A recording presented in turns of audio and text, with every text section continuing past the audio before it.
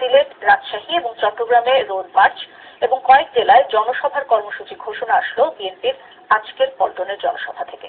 BNP chairperson Begum Khaleda Zia এসব কর্মসূচির ঘোষণা দিয়ে বলেন, নিরপেক্ষ নির্বাচন কমিশন তত্ত্বাবধায়ক সরকার ছাড়া দেশে কোনো নির্বাচন করতে দেওয়া হবে না। বিস্তারিত আশিকুর রহমান চৌধুরীর রিপোর্ট।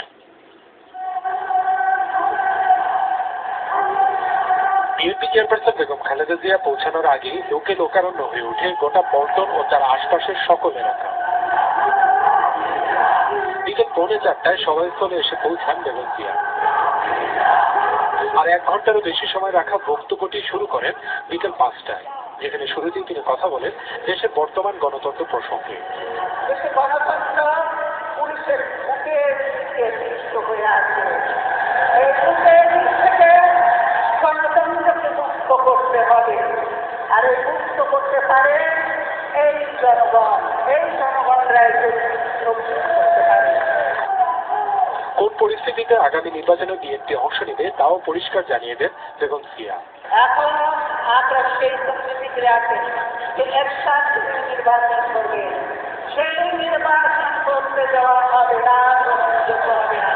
নির্বাচন কমিশন গঠন করতে গেলে সকলের আলাদা করে একটা নিরপেক্ষ নির্বাচন কমিশন গঠন করতে হবে।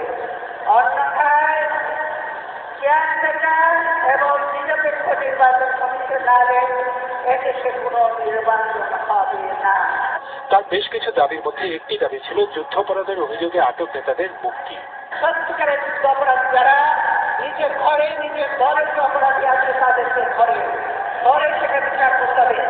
এখন যে ট্রাইব্যুনাল আছে এই ট্রাইব্যুনাল কারো কাছে গ্রহণযোগ্য নয়। এই যে দলীয় ট্রাইব্যুনাল, কাজে এই ট্রাইব্যুনালের বিচার দেশের মানুষ এবং বিদেশেরা কেউ মানে না। তাই আমি বলবো এই রাজনীতিদের সকলকে, আমার দলসহ যারা বিজ্ঞান সহ অন্যান্য রাজনৈতিক দলের যারা আছে যেখানে তাদের সকলকে অবিলম্বে মুক্তি দিতে হবে। সবশেষ বেগম জিয়া ঘোষণা করেন বিএনপির বহুল আলোচিত কর্মসূচি। 10ই অক্টোবর 2021 সোমবার সিলেটের উদ্দেশ্যে রোড মার্চ। 10ই অক্টোবর 2021 সিলেটের উদ্দেশ্যে রোড মার্চ। 11ই অক্টোবর 2011 থেকে মঙ্গলবার সিলেটে জনসভা। 18 অক্টোবর 2011 সাল মঙ্গলবার রাজশাহীর উদ্দেশ্যে রোড মার্চ এবং বগুড়ায় জনসভা। তারপরে রাজশাহীতে জনসভা। 19 অক্টোবর 2011 তারিখে বুধবার রাজশাহীতে জনসভা। 25 অক্টোবর 2011 মঙ্গলবার চট্টগ্রামের উদ্দেশ্যে রোড মার্চ এবং ফেনীতে জনসভা। 26 অক্টোবর 2011 বুধবার ফেনীতে চট্টগ্রামের উদ্দেশ্যে রোড মার্চ এবং চট্টগ্রামে জনসভা।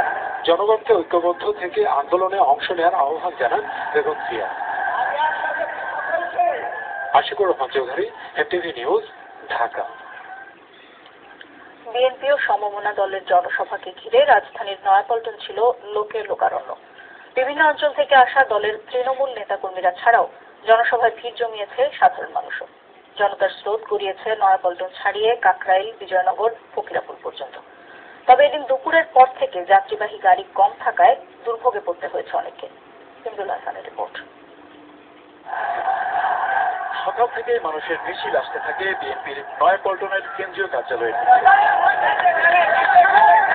বেলা বাড়ার সাথে সাথে বাড়ে মানুষের সেই স্রোত। রাজধানী ঢাকার বিভিন্ন অঞ্চল থেকে শুধু নয়, মিছিল আসে ঢাকার আশপাশের জেলা থেকেও। 2006 সালের 28 অক্টোবরের পর এক মঞ্চে 4 দলীয় জোটের এটি প্রথম জনসভা।